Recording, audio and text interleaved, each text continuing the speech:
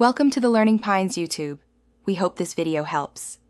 In this video, I will show how to make Alfredo sauce with milk and Parmesan.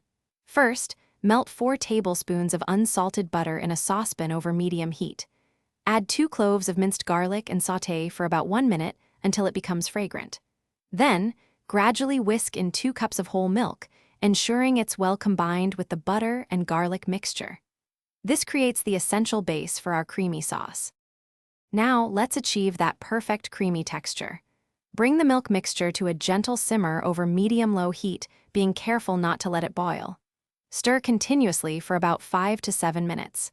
As it heats, the milk will naturally reduce and thicken. You'll know it's ready when the sauce coats the back of a spoon, indicating a lovely, rich consistency. For the signature Alfredo flavor, remove the saucepan from the heat before adding your cheese. This prevents the Parmesan from clumping. Stir in 1 1/2 cups of freshly grated Parmesan cheese until it's completely melted and smooth.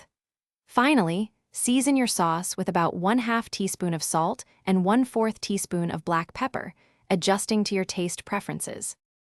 Your delicious homemade Alfredo sauce is now ready.